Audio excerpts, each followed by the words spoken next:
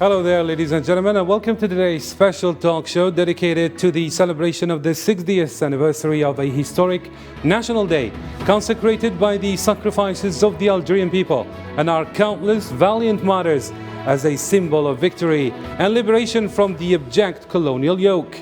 Today, I'm honored to host in the show our panel of guests via Skype. We have Hamoud Salhi, Associate Dean Professor from the US. Thank you for joining us, Professor. We also have Abdenour Toumi, a journalist and Maghreb studies expert at Orsam from France. Thank you for joining us. We will be joined shortly by Leopold Lambert, editor-in-chief of the Fund Mobilist and author of État d'Urgence. And here, face-to-face in studio, I have with me international relations researcher Abdul Wahab Nasri. Thank you for joining us, Abdul Wahab. The discussion continues right after this break.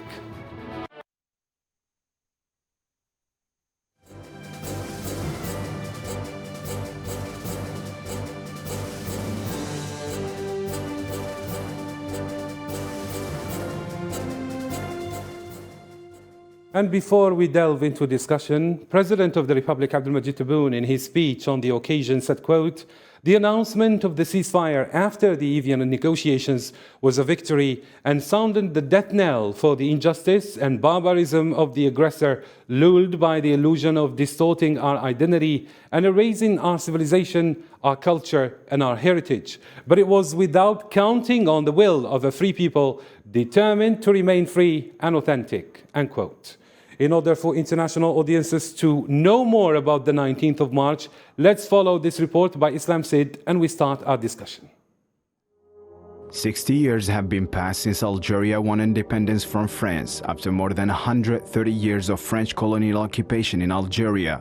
On March 18, 1962, the Provisional Government of the Algerian Republic and France signed the Evian Accords, which required the ceasefire agreement. On 19 March 1962, Mr. Youssef Ben Khad, the head of the interim government of the Algerian Republic back then, gave a speech to the Algerian nation announcing the ceasefire on the entire Algerian soil as a first step which led to the independence of Algeria on July 5, 1962. In a message marking the Victory Day, March 19th, President of the Republic Abdelmadjid Tebboune said Friday that the crimes of French colonialism against Algerian people cannot fall into oblivion nor be extinguished by prescription. On this memorable day, a prelude to the victory, the Algerian people have drawn strength and determination to face the impact of a large-scale destruction, a violent massive destruction that had shown the heinous crimes of colonialism and that cannot fall into oblivion nor extinguished by prescription. The memory activism of Pied Noir and Harkis groups has fiercely rejected the 19th March as a commemorative date on the basis that it raises the many dead following the outbreaks of violence in Algeria after the Evian Accords. Algerians who participate in the Evian Accords have shown a sense of diplomacy, an unwavering determination stemming from their unwavering faith in the legitimacy of the Algerian cause. The leaders of the National Liberation Revolution have set themselves an eminent objective when they decided to conduct negotiations with France despite struggles by French diplomats. But thanks to the supreme determination of the Algerian negotiators, their keen sense of diplomacy and their skills in dialogue, the French side had to sit down at the negotiating table and accept all conditions. So my discussion begins with you, Dr. Mohammed or Hamoud Salhi, if you can hear me. I would like to draw around the genius of the Algerian leaders who led the Evian Accords. What do you have as comments about these genius leaders? Thank you so much for having me, Karim, and for your guests. It's an honor, and especially to be on this program today on this special day. The Treaty of Evian and the negotiators showed an immense respectful leadership in leading Algeria in ways that we have not seen before. Remember, the French considered Algeria as a colony. When they talked about the French until today, they still refer to the Algerian Revolution as a series of events. So it was an amazing effort, diplomatic effort, in leading Algeria to independence. They were also very strategic because they knew what's important for the Algeria is to get some kind of peace, getting the French to leave, and then work out the details. Specifically, the Treaty of Evian sets Algeria for what we now know, and everybody knows at the time, is a transition in the philosophy and in the strategy of imperialism, from colonialism to imperialism, meaning that creating conditions for the continuance of French dominance of Algeria through taking control of the property, namely oil, military bases, culture, and independence. That was very, very clear. But if you read some of the memoirs, Ben Khadda, for example, they talked about how it was very, very important to take this step. And more than anything else, the Algerian negotiators were very concerned that the United States, which at the time, at one point, were very supportive of the Algerian Revolution. Kennedy is known for this. But they were concerned that the same scenario that happened in Vietnam when the French decided to leave, that the Americans would step in. Remember also that NATO was present in Algeria, and Roosevelt at the time said that the United States is committed to the NATO, and that's why Algeria was not only fighting the French, but they were also fighting NATO. So from that perspective, they were so strategic by saying, let's get independence, let's get what we have now, and then start fighting for the other things. The oil, for example, the nationalization of oil will come in 1971. The changing of Algeria to a dinar from the franc was early in 1960s. And then, taking over the military bases, Marcel Kibir, all of this were strategies designed to work out together as Algerians, as leaders, to bring Algeria to full independence. And that they did beautifully, as we've seen with the nationalization of oil, getting rid of the economic dependence. What remained, there are other issues, the technical issues, the issues of reparation, the legal issues that comes with that. Those are still until today, and we've seen them with how the French are approaching Algeria. From the other perspective, the team that left, the external delegation that traveled the world, was promoting Algeria's, were very, very smart in presenting an Algerian case that this is a matter of colonization. And back early in December 1954, the Security Council refused, for example, to accept Algeria as a state fighting for its own independence. The brilliance was there to continue fighting. And came 1958, for example, a major date in Algerian struggle, which shifted the struggle from internal to external, given the historical development that was happening to Algeria. The declaration of an Algerian state, a provisionary state, at a time where it didn't have any control of the country, was a major shift in international law, meaning that the states now are recognized by the principles they fight for, not by the territorial control they have. And that set the stage for another chapter in Algerian fight against colonialism, that continued with the Somam in 1956. So the brilliance of the Algerian negotiators at the time was amazing, and it reflected in how the Algerian Revolution would later be seen, supported by everyone, seen as a major revolution in the 20th century by many scholars. So that is a strategic achievement that one should not ignore. Very nice, very nice. Thank you so much, Ahmed Salhi, for these explanations. Back to you, Abdenour Toumi. Despite the limited experience and the young age of Algerian negotiators in the Evian Accords, how do you describe these Algerian leaders who forced major French diplomats to sit on the negotiation table? Indeed. Good afternoon, and thank you for having me. And a special good afternoon to your guest. Yes, the Evian Accords itself was a milestone in the Algerian nation, and also the Algerian identity that was almost wiped out by a harsh occupation and, to some extent, a acculturation identity. And this is because the struggle, maybe so we are focusing on the liberation war of, from 1954 to that led to the independence in 62. But there were, of course, a revolutionary movement that set the tone toward the occupation. And back to your question, and this is what had created a new generation, I would say, in post tragic event of the May 8, 1945, on that shameful day that the West celebrates as a victory. So that was a clear message sent to this generation who were, I would say, vehemently full of belief in their cause, and they found out that there is no such talk or an rapprochement or extend the hand to the French authorities at that time of the Fourth Republic and so on.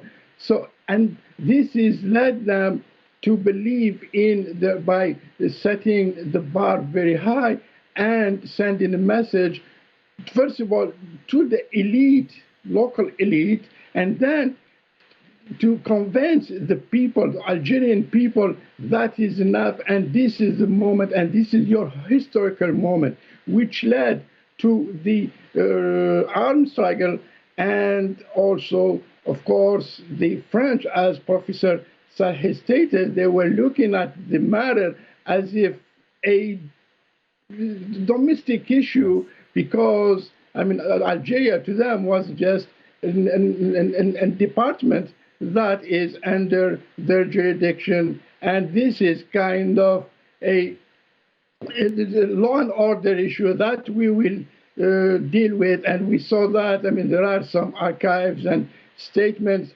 even when François Mitterrand, as an interior minister at that moment, he showed up even to Algeria and to trying to calm down, even to wipe out the nationalist insurgent. So these elements put the new generation, who were believing in their cause, and also gave them strength that goes also to the Declaration of November, the Communique of November 1954, and the resolutions of Somam Congress. Very nice. Thank you so much for these clarifications. And face to face here with me, Abdul Wahab Nasri, I have these questions for you, sir. The historic halt in the glorious journey of the nation would not have had such an echo, let's say, throughout the world if it had not been for the crowning of a glorious revolution and the inevitable result of innumerable and bitter sacrifices which, since the colonial invasion of our homeland through epic popular resistance, engraved in the annals of memory and history. What is your comment on this? Okay, greetings. Increasingly, although the international changes and transformations, all we know that the factors and the actors in this field, they are trying to deal with two important terms, whatever the conflict or the cooperation, peace and security, etc. So all the terms that are really important in this field. So the actors in this moment, they are dealing with also with three hypotheses. So the first hypothesis that we will try to make it is how to recover exactly a regional framework. And according to this day, which is really important, the 19th of March, so we will try to commemorate and to make the memories exactly with our revolution and our diplomacy exactly, if we are here talking about diplomacy and also the international field. Also, we will try to deal with the other factors, which is the economic or political or the social one. Also, I will mention the geopolitical side, which is really important with the territorial framework. Here also we know that Algeria is really important with that geographical framework, and the security factor is really important to our foreign affairs in general. So we will try in order to make our events publish it across the globe and being active with that. How can be the 19th of March a message of inspiration to our generations and the other generation to come? All right, according to our generations in the future, so we should be at least, in order to memorize at least our 19th March act at the moment, we need to make simulations, negotiations, and training sessions for our youth, for our students, and for our researchers and thinkers, in order to share our visions, our Algerian value and vision across the globe, whatever at the NGOs, AGOs, and other international factors, especially I mention here the international organizations across the globe. We have here United Nations, we have here international organizations. We have also all the factors in this arena. So we need to make simulations about that for our students, for our youth, for our thinkers especially, in order to improve our value. Yes, clear. Let's leave it here for now. And coming up next in our discussion,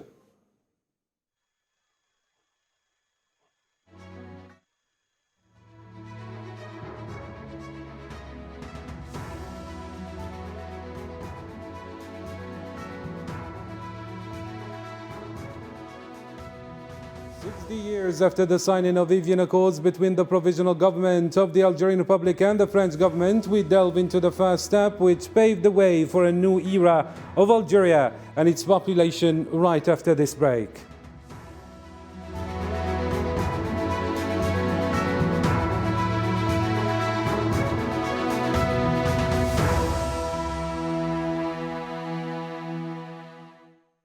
So as announced shortly earlier, when the Evian Accords were signed by Algeria and France some 60 years ago, they put an end to 132 years of French occupation and more than 7 years of war. Let's follow this report for more insights.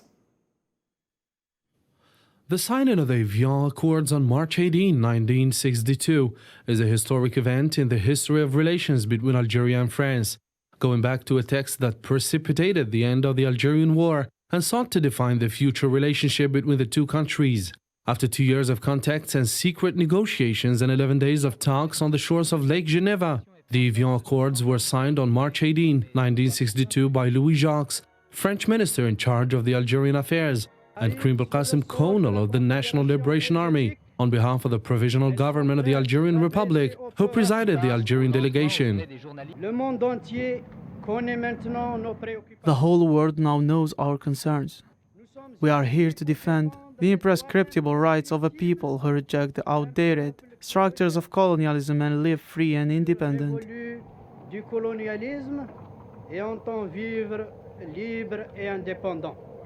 The 93-page text of the Evian Accords consists of two parts: a ceasefire agreement, the application of which was set for the following day, March 19, 1962, and the second represents government statements relating to Algeria, which relate in particular to the transition period until the self-determination referendum.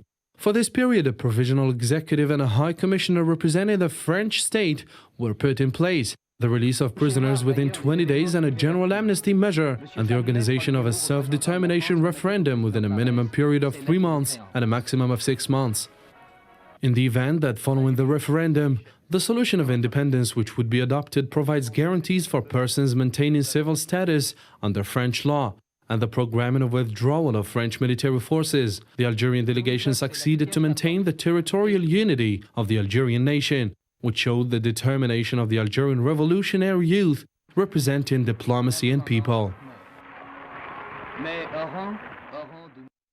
Back to you, Professor Hamoud Salhi. French presidential hopeful Emmanuel Macron once provoked a controversy in France during a visit to Algeria. There, he pronounced French colonialism to have been a crime against humanity. For historians of colonialism, this may not seem like a particularly shocking statement, but in France, the image of a presidential candidate making such a declaration in the capital of a former colony whose fight for independence tore France apart over half a century ago was cause for political scandal. What is your take on this, Professor? Well, it's very important to note which Macron are we talking about. The reality is that Macron is a politician, is a diplomat. He made statements in that regard, with also, even when he recognized the idea of colonialism as a bad idea, he also mentioned that we should not forget the right of what he called the French, or those victims of colonization, meaning that to him, Algerians were hurt as much as French. In other words, he was saying, even in the same quote, when you read the entirety, that we need to look at this from a perspective that both nations, or both people, forgive me, not nation, the French nation and the Algerian, however he defined it, have suffered from that war, and we should look at it. So it's very, very important. The reality is that until today, the French, including the president, continue to believe that French colonialism, or colonialism is a good thing, was a good thing. It's an argument that we've seen, for example, in the 80s, more when Margaret Thatcher said or asked, there is no proof to show that what the colonizers took from the colonies is much worse than what they give. In other words, looking at colonialism as a good idea. This is a very important issue. The French have yet to look at the Algerian Revolution, or the Algerian as nation with its own independence, sovereign, and which looked at the treaty, which is a major force in international politics in that regard. And a part of it is also related to how French came to accept the Algerian independence. When you look at the Treaty of Evian, for example, you see a mechanism there for a new imperialism that French made sure to continue its dominance of Algeria through economic means. Remember, historically, this is very, very important. There was only one engineer in the entire Algeria in 1962. Algerians were not educated. I mean, 99% of the Algerians did not have educated, and thanks to the mosque and the Zawaya, the Algerian kept its Arabism in one way or another. Mm-hmm. The Treaty of Evian set the Algerian on a path to be linked directly to the French culture through a mass export of French teachers. For example, in the 70s, when you look at the total number of teachers in the primary school, you'll find that 5 to 1 in a classroom of 6. 5 teachers were French, and one teacher was from the Arab world, Egypt at that time, or Iraq or so. And that was by design. The French colonialism continued in a different form, and we live it today for more ways than that. Remember also historically, when the Algerians decided to end or to nationalize oil, the French responded that the Algerian oil is dirty, is not a good one, and which for late President Houari Boumediene said it's a dirty because of the blood of the martyrs. So there is a huge historical, cultural things that we need to get rid of, and part of it is that the goal of the Treaty of Evian, as Dr. Toomey mentioned, was designed to end the territorial colonialism of Algeria, to give some kind of peace for Algerians to live in dignity without worrying about the French constantly brutalizing them. And the struggle they had in mind is that once the independence is over, when we get the independence, then we sort out the other differences. Huge issues, for example, reparations. We talk a lot about the refugees, how to settle them. Well, the Treaty of Vienna, for example, has established courts of agreements to solve all the problems of the dispute. But the Court of Agreement was also split between two French and two Algerians, so it was impossible to reach a decision, and that's what we live today. The idea that the Treaty of Vienna was seen as above international law, which is absurd, the same way we see today, for example, with the Oslo Agreement. So in a lot of ways, French left Algeria with the intent to continue to be an imperialist power, to colonize Algeria in different ways, and particularly in the area of culture. And what is very, very important here to note is that throughout the colonization, the French developed and built a culture that sees the Algerians as inferior than the French. They see the culture of Algerians, the Islam, their religion, their habit, their customs as less valued than those of the French. And when they adopted the policy of assimilation, wanting the Algerians to be assimilated in the French culture, that too was designed in such a way that Algerians are always looked at inferior. And when the Algerian leaders fought for assimilation, for Hat Abbas and so on and so forth, they discovered that French will not change its perception of the Algerian. And that's a philosophy that existed throughout the colonial power. Unfortunately, what we see today is a continuation of that. So to get back to the question, Karim, I have serious doubt about who is Macron and whether he is sincere. And when he issues this statement, he just, a few months ago, he goes and denies the entire Algerian identity. This is a man who earlier said, well, colonialism is a bad thing and we need to recognize it. And as I said, even that, we have to put a footnote there. So this idea of continuing to look at Algerians and Algeria as a colony of French, as an extension of French culture, has to be looked at. And unfortunately, it is deeply rooted in the Algerian society, is deeply rooted in many facets of our politics.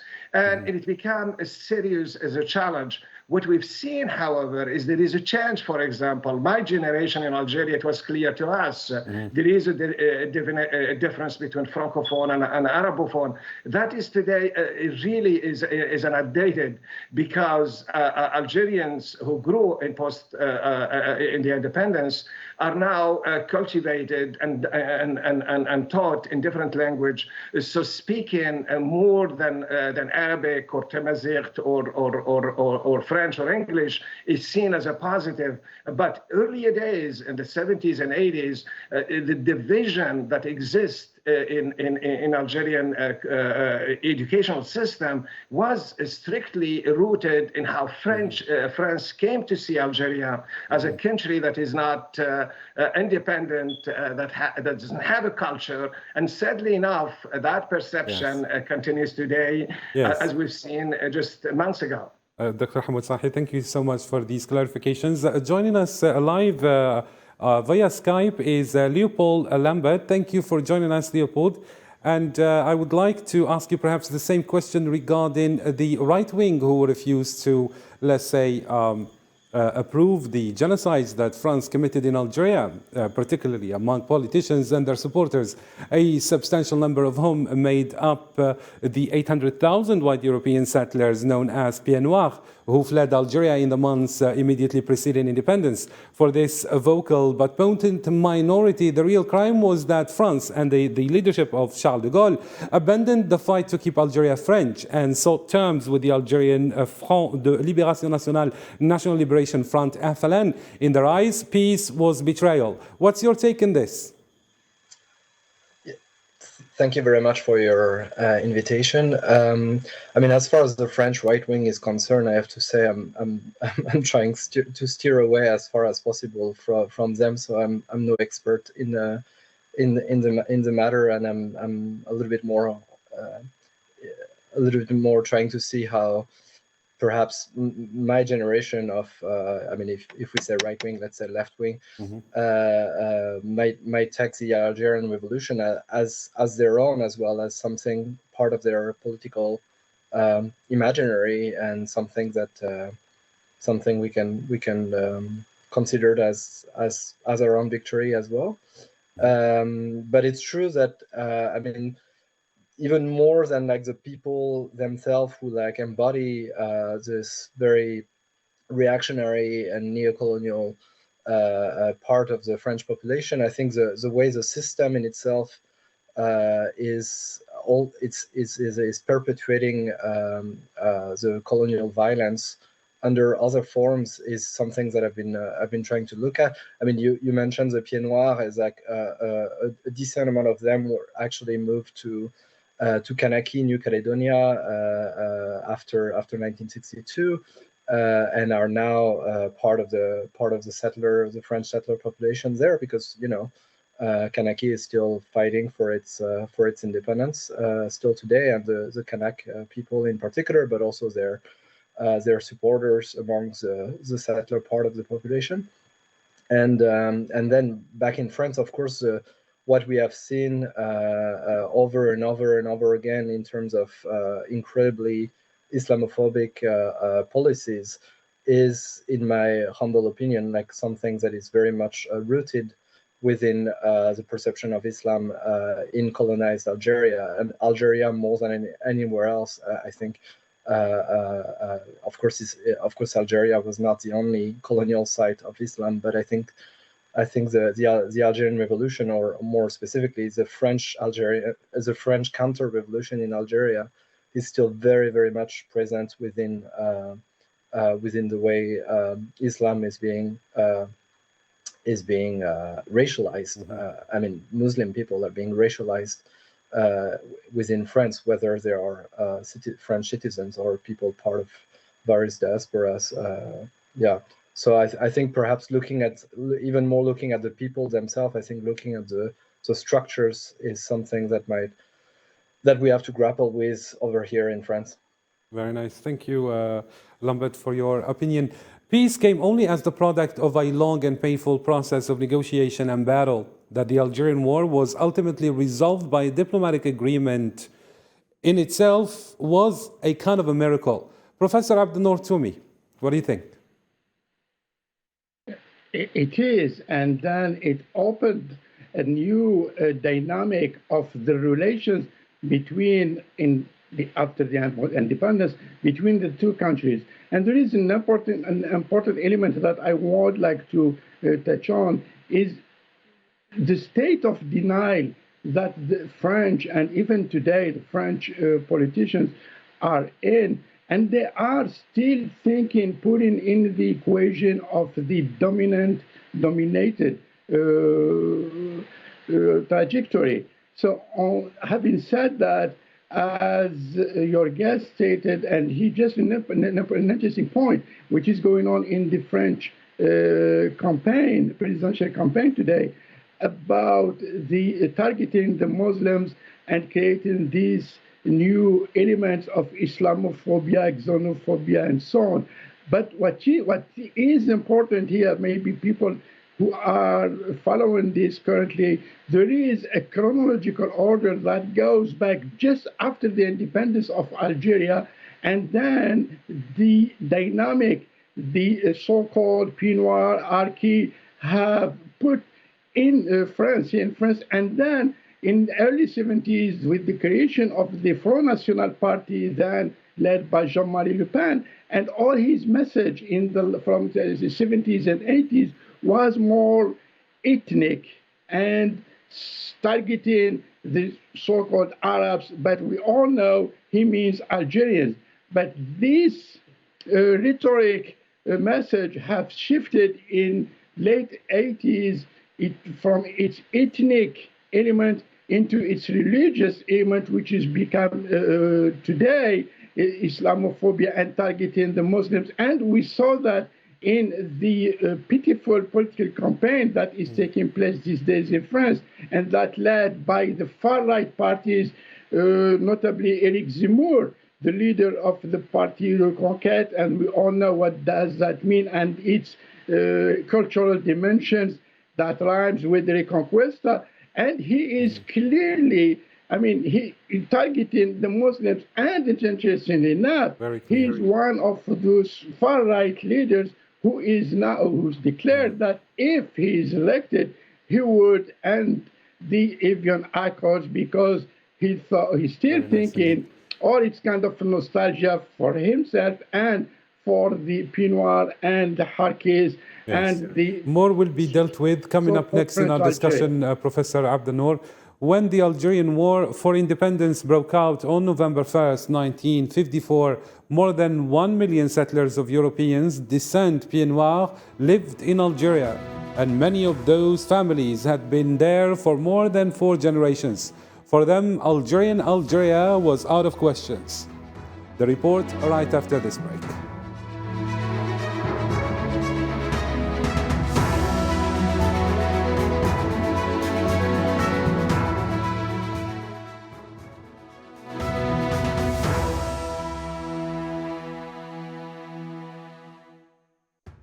Algeria was France's most entrenched settler colony. Invaded in 1830, the littoral of the colony became an administrative part of metropolitan France in 1848, which made Algiers an older French city than Nice, which was annexed by Napoleon III from the Kingdom of Sardinia in 1860. More in this report. During the French colonization of Algeria, people of French and other European origin who were born in Algeria became what is known as the Pied Noir. The term began to be commonly used shortly before the end of the Algerian Revolution in 1962. From roughly the last half of the 19th century until independence, the Pied Noir accounted for approximately 10% of the total Algerian population, a minority which overwhelmingly supported colonial French rule in Algeria and were opposed to the Algerian nationalist groups such as the National Liberation Front (FLN) and the Algerian National Movement (MNA).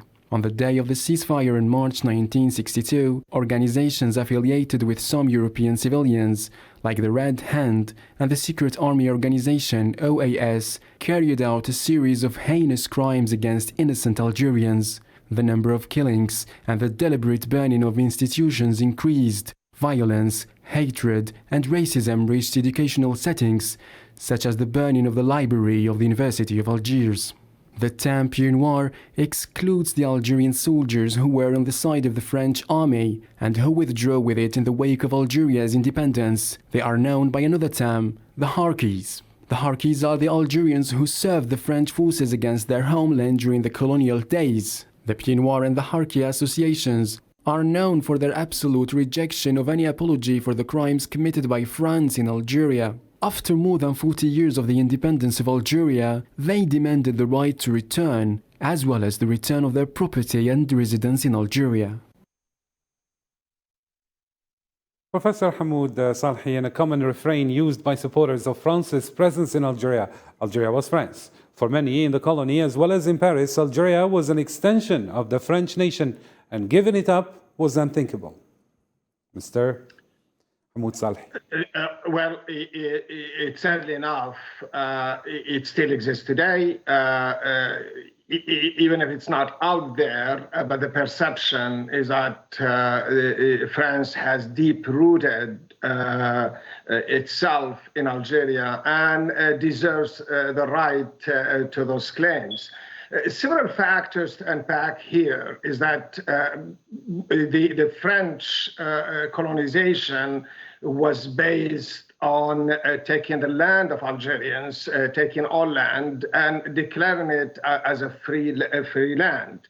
Then the Algerians, the French initiated what we call the colonial law, which was designed to invite and to support French citizens and European to come and settle in Algeria and give them a land that belonged originally to Algerians and which was taken by force. Then came the French law, later on the indigenous law, that again opened citizenship that benefited more the Jews than anything else, and that back in 1912. So you have but it did not sort of include Algerians or Muslims. That's how the French used to refer to the French. And then to bottom it up back, and you look at the Treaty of Evian. The Treaty of Evian, because for circumstantial reasons, as I stated earlier, allowed the respect of property. This is why the French would, for example, maintain control of Algerian oil. But it also allowed those who were in Algeria, the French, the colons, to take on the Algerian citizenship, and they were given a period of time, according to the agreement, to have that citizenship.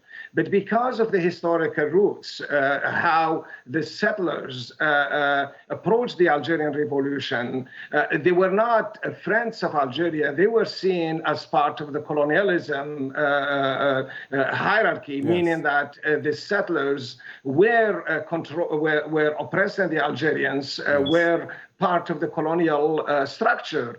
They decided to leave Algeria. So the Treaty of Evian allowed them to be part and to continue to have a citizenship for reasons. There couldn't have been anything better that could be done in order to not disappoint the Pieds Noirs and Harkis, Professor Abdelnour?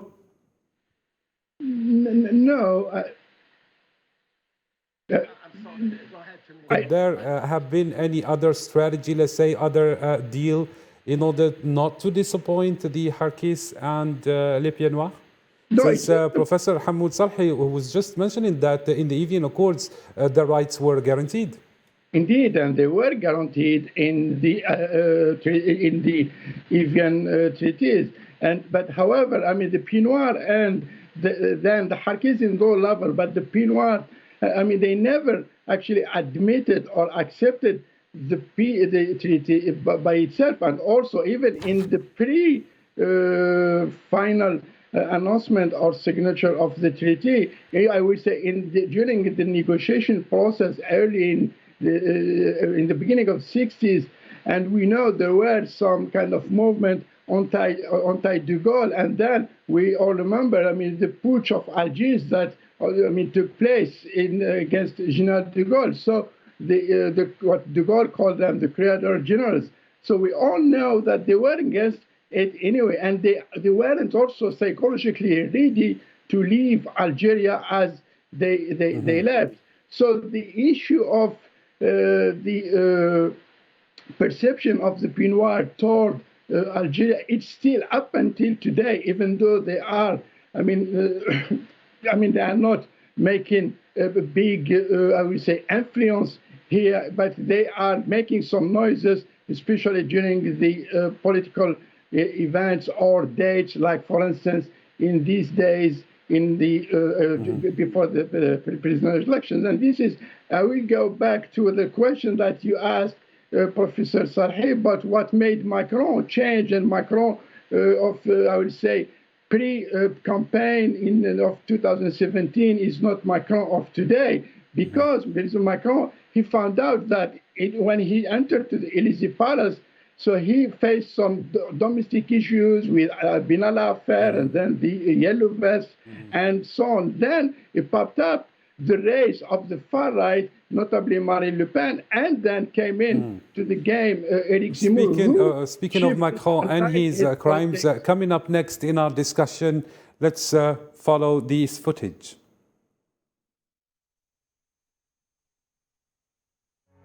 France pursued an awful colonial policy since Algeria's occupation, which aimed to enslave the Algerian people, loot their welfare, and erase their personal and civilizational properties. Methods of torture carried by the French colonial authorities included physical torture with water, electricity, rope, and psychological torture and rape were exercised even before the revolution. 8 May 1945, the French forces committed massacres of thousands in Sétif, Guelma, Harata, and Sugaharas to suppress demonstrations claiming independence. 17 October 1961, the French police threw hundreds of Algerian peaceful protesters in the Seine, Paris, and estimates of the death toll are still not clear. Between 1957 and 1966, France conducted a large number of nuclear tests and explosions in Algeria. Reports indicate that Algerian prisoners were used to monitor the nuclear impact on humans. 13 February 1960, France conducted its first nuclear test in the Algerian Sahara using 4 atomic bombs with an explosive device, 3 times the strength of the bomb used in Hiroshima. France carried out a total of 17 nuclear tests in the desert, in the regions of Regan and Ain Nakur, and falsified the levels of radiations affecting locals' health as well as animals and plants. More than 60 years after these bombings, France insists on hiding maps that reveal the location of its nuclear leftovers and still delays the discussion of compensation for the affected Algerians. Torture in Algeria during the Glorious Revolution is one of the most important colonial crimes committed against humanity and was associated with several personalities, including French officers who invented means of brutality and declared it universally without shame or regret, like General Massu, General Bijard, and General Osiris. Till today, Algeria is still calling on France to confess, apologize, and compensate for its terrible crimes against the Algerian people under French colonialism.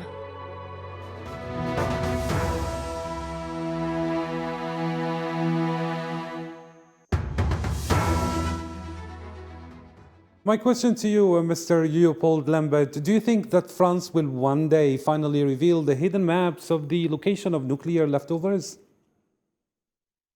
Well, this specifically, I personally have no idea and no expertise to be able to say. But once again, and sorry for bringing a sort of very French-centric sort of perspective on the matter, but I suppose that might have been why you invited me in the first place. But for me, what's really important is to see how what your video clip just described is still happening under other forms. But when we talk about the October 17, 1961 massacre in the streets of Paris, how it definitely is part of a continuum of police violence against non-white population in France, whether they're connected to the colonial empire or later on perhaps less so, or other European empires. When we talk about the nuclear testing, where we should talk also about how those nuclear testing continued in what French called shamelessly French Polynesia, and how the same sort of struggle for reparations and truth and justice is ongoing over there. So I can also think how that could be the opportunity for some dialogues with people in charge in Algeria of trying to fight for. Since we're speaking about a younger perspective, we're talking here to Abdul Wahab Nasri. Could you please tell us, do you think that France will finally admit the damage and the repercussions of its, let's say, nuclear tests here in Algeria? All right, so all we know that Algeria is taking the role of mediation in diplomacy and within its external affairs in general. And also we know that Algeria has special strategies in order to increase their security factors and security procedures across the globe. So it's not according to the day that we are here now, which is the March 19th, 1962, which will mark as a victory of Algerian independence against the French colonialism in general. So all we know, maybe the event here will deal with the important factor in the history, which is the Evian Treaty and the revolution and stopping the armament in general. We will try to take a futuristic vision within that, which is Algeria maybe in the future according to the international framework, and also I think Algeria according to its external affairs will increase more and more the global partnerships across the globe with whatever with public sectors and agencies. Professor, please, maybe I get back to you, Hamoud Salhi, regarding the reluctance of France admitting its war crimes in Algeria. Are we going to see any change anytime soon? We hope so, but there are efforts in that regard that we've seen happening. I think whatever the critique we have to the committee or to that was to look at the historical archive, however we perceive the work on Benjamin Stora and the work of and the good work that the Algerians are leading, the professors that are doing research in France. All of this are historical data that will be unveiled sooner or later. So there will be some results on that. At that time, I think when we have sort of a clear focus in Algeria and in France on this document, and I think that's where revelations will happen. It is taking too long, in part because we have players now that have lived history during the Algerian Revolution, and those people digging into the history may be a political liability. So there are a lot of issues that are here, but the work that the historians, particularly the Algerian historians that have done in France, in the archive department, is a way to go forward. You said also, you asked earlier, for example, what does March 19 symbolize or inspire the young generation? I think it has already done in more ways than one. The work that is done at the universities, the research that has been done. Algeria has gone through major problems. I mean, we had a revolution that killed 1.5 million. And remember, you have to put that in context. In 1962, there were only 12 million Algerians. That's you count how much is the percentage, and then we have the dark decade. So that has all impacted on the educational and the sociocultural fabric of Algerian. So the issue of maps. All of this will be left to history, but at one point... more issues perhaps to highlight is that on the eve of the 58th anniversary of its independence, Algeria, the glorious country colonized by France for 132 years, retrieved the remains of 24 leaders of the popular resistance who were killed in the early years of colonialism and were kept for decades in the Museum of Humanity in Paris.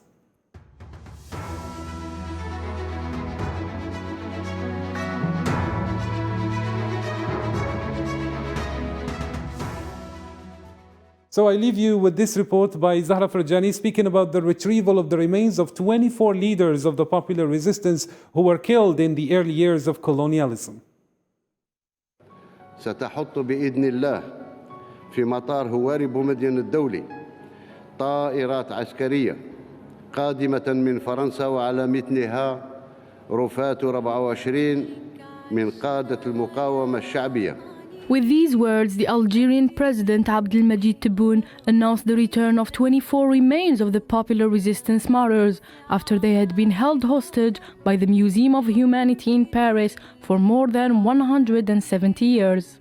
This step gave the commemoration of the 58th anniversary of independence a special taste and a feeling closer to political victory. Algiers and Paris agreed in December 2017 to permanently end the issue of the martyrs' skulls during the first official visit of French President Emmanuel Macron to Algeria. But it was postponed due to the tension that characterized the relations between the two countries back then. These skulls dated back to the 19th century for fighters who fell in the field of honor at the beginning of the French colonization of Algeria. Skulls, some of which belong to prominent resistance fighters, including Mohamed Lemjed Bel Abd el-Malik, known as Sherif Boubaghla, the Algerian officer Isa Hamadi, Sheikh Bouziane, the commander of the Zaatisha resistance in the Biskra region. By handing over these skulls, Algeria and France were afforded one of the complicated files between them, and France was opposed to handing over the skulls in Paris because they allegedly fall within the French heritage.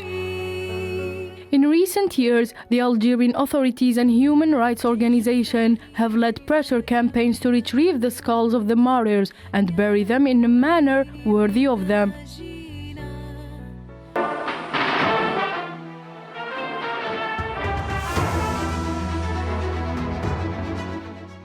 Professor Abdel-Nour, to me in few words, please could you answer this question? By handing over the skulls, Algeria and France would have folded one of the most complicated files between them. What made France opposed to handing over the skulls at the beginning? Actually, yeah, it's very simple. I mean, as I said, the French politicians or leaders are still living in a state of denial. And I think on this note, we have to look forward and for the future of the relation between the two countries. And which is important here, the dynamic of the Evian Accords that came to reflect also the power relation that existed at that time between the liberation movement and a colonial state. So, and changed the entire dynamic after that. And this is why today Algeria has the right and also a sovereign state and to protect its national interests and to diversify its relations as is doing the current foreign policy determinants and looking for other partners. On the other hand, it has to end the French tutelage. Since we're running out of time, Professor Abdel-Nour, I would like to hear the opinion of Hamoud Salhi. What was the reason behind keeping the rest of the fire skulls in Paris? In other words, why didn't France hand over all the skulls to Algeria? It's a good question, and because those reveals a truth of colonialism. That's basically what it means. The French have been, as Toomey noted, in denial and continue to be in denial. And then there is a huge issue with this that we haven't talked about. We talk in all revolutions, in all wars, about reparation. Indeed, Treaty of Evian doesn't address Professor that. Hamoud Salhi, thank you so much. We're running out of time. Leopard Lambert, thank you for joining us.